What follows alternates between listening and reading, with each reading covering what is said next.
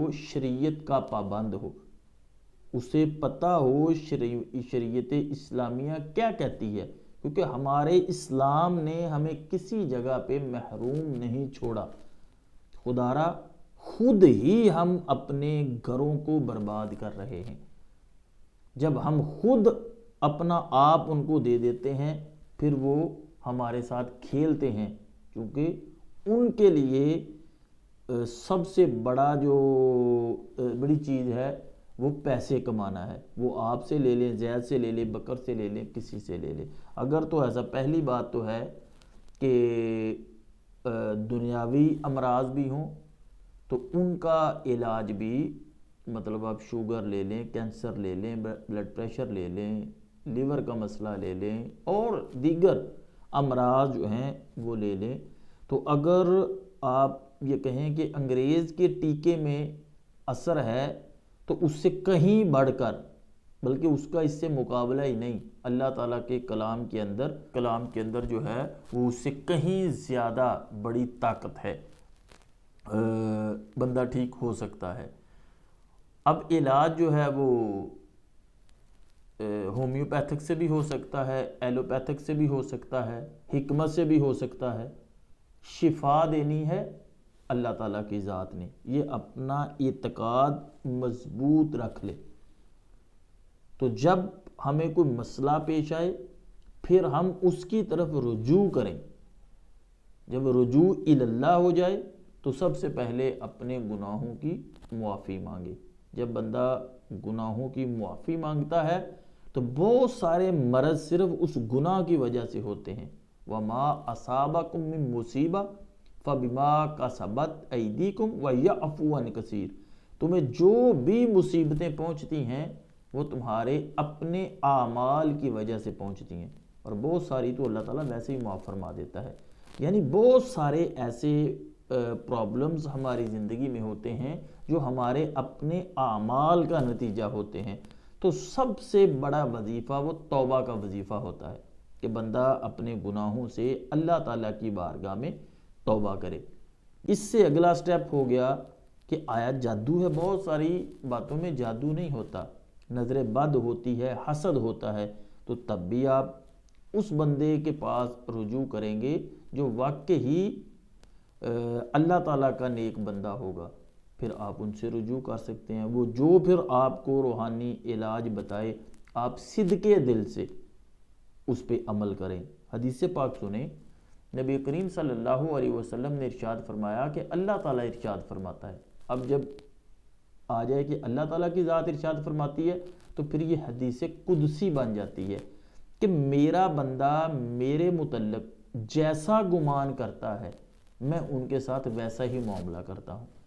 اور ہمارے اندر یقین کی بہت زیادہ کمی ہے، اور ہمارے بزرگان دین جو ہیں وہ بچوں کو جیسے قرآن پاک سکھاتے ہیں اس طرح یقین سکھایا کرتے تھے، اور جتنا انسان کا یقین کامل ہو جائے اتنی جلد اس کو شفا مل جاتی ہے۔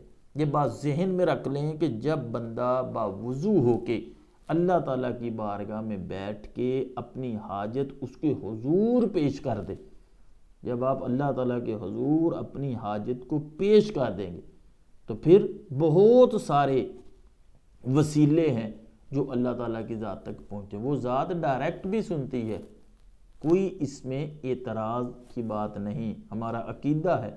لیکن اگر اس کے پیاروں کے ذریعے سے چلے جائیں، جیسے کہ انبیاء کرام علیہ السلام، صالحین اور اولیاء کے پاس لوگ جاتے تھے تو ان کا کام جلدی ہو جاتا تھا۔ تو اب جب ہم اللہ تعالیٰ کی ذات پہ یقین کریں گے، بھروسہ کریں گے، توکل کریں گے، پھر جو عمل ہم پڑھیں گے اور اس میں اعتقاد بھی ہو کہ اللہ تعالیٰ کی ذات ہم پر مہربانی فرمائے گی، تو ان لوگوں کا کام جلدی ہو جاتا ہے۔ تو کوشش کریں کہ اپنے گھروں کو بربادی سے بچائیں، اور اپنا جو ہے وہ حصار بنائیں، یعنی اپنے ارد گرد جو ہے وہ روحانیت کی مضبوط دیوار جو ہے وہ کھڑی کرے کہ اگر کوئی ایسی چیز آتی بھی ہے تو آپ کا ڈیفینس یعنی دفاع ہو سکے۔ اور وہ روحانیت کی دیوار کیسے مضبوط ہوگی؟ جیسے میں نے پہلے کہا کہ آپ نماز کی پابندی، گناہوں سے اجتناب، توبہ اور ذکر الہی کی طرف مشغول ہوں، اور پھر اس کے ساتھ ساتھ کسی ایسے نیک بندے کے ساتھ اپنا تعلق رکھیں جو اس راستے کو جانتا ہو۔ جس طرح آپ ڈاکٹر صاحب کے پاس جاتے ہیں تو جو اسپیشلسٹ ہوتا ہے جس مرض کا، اس کو پتہ ہوتا ہے کہ میں نے مریض کا علاج کس طرح کرنا ہے۔ اس طرح اگر بندے کو کوئی روحانی مسئلہ ہے تو وہ اس کو پہچانے، دیکھے۔ سب سے پہلے بندے نے اپنے آپ کو محفوظ کرنا ہے، تو جب وہ محفوظ، سارا کچھ ہماری قرآن و سنت میں، احادیث مبارکہ میں، قرآن مجید کے اندر ہمیں ملتا ہے، تو اگر ہم اس پر عمل کر لیں تو ہماری زندگی جو ہے وہ آسان ہو جائے گی۔ پھر یہ جو ڈرامے باز قسم کے بندے ہیں جو ہمارے ساتھ کھیلتے ہیں، ان سے بھی ہم محفوظ رہ لیں گے، اور حقیقی معنوں میں جو ہمارے مسائل ہیں وہ بھی حل ہو جائیں گے۔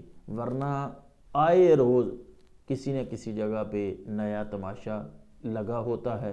اتنے عامل، اتنے یہ پیر کیوں بنتے جا رہے ہیں کہ ان کے گاہک بہت زیادہ ہیں۔ اگر آپ ان کے پاس ایسے ہی جاتے رہیں گے تو پھر لٹتے رہیں گے، اور اگر بندہ ان کے پاس نہ جائے تو ظاہری بات ہے یہ سوکھا کام ہے، کرنا ہی کچھ نہیں پڑتا، 2-4 بڑکے مارنی ہیں، نعرے کرنے ہیں، کرامتیں بیان کرنی ہیں، اور 100-200-400 مریض کو اگر کوئی دم کر دیا یا کوئی تعویذ دے دیا تو 2-4-5 کو تو پھر بیچ میں آرام آ ہی جاتا ہے۔ بس جن کو آ گیا وہ آگے پھر 100 کو، 200 کو، 400 کو بتائیں گے، اور اس طرح پھر ان کی دکان چل پڑتی ہے۔ دکان سے مارکیٹ، مارکیٹ سے پلازے، اور پلازے سے پھر پتہ نہیں کیا بنتا ہے، اور مخلوق بیچاری جو ہے وہ در در کی ٹھوکریں کھا رہی ہوتی ہے۔ اگر کوئی خدا نخواستہ ایسا مسئلہ آ گیا تو اسلام کے اندر کوئی ایسا مسئلہ نہیں جس کا علاج، حل موجود نہ ہو، وہ دنیاوی بیماری ہو یا روحانی بیماری ہو، جسمانی بیماری ہو۔ ملا علی قاری رحمۃ اللہ علیہ فرماتے ہیں کہ کوئی بیماری دنیا میں نہیں آئی شفا موجود نہ ہو۔ ہاں بس اتنا ہوتا ہے جب اللہ تعالیٰ کی ذات کو شفا دینا مقصود ہوتا ہے، جب وہ ذات چاہ لے، اس کی منشا ہو، تو مریض کو جو ہے وہ علاج تک یا اس میڈیسن تک پہنچا دیا جاتا ہے۔ تو ظاہر بات ہے جب دنیا کے اندر کوئی بیماری ہے ہی نہیں ایسی جس کا علاج نہ ہو، تو ہمارے اسلام میں سارا کچھ ہے، تو پھر اسلام کے دامن میں آ جائے۔ جب آپ اسلام کے دامن میں آئیں گے تو انشاءاللہ آپ کی زندگی کو سکون میسر ہوگا، پریشانیاں ختم ہوں گی، ڈپریشن ختم ہوگا، یہ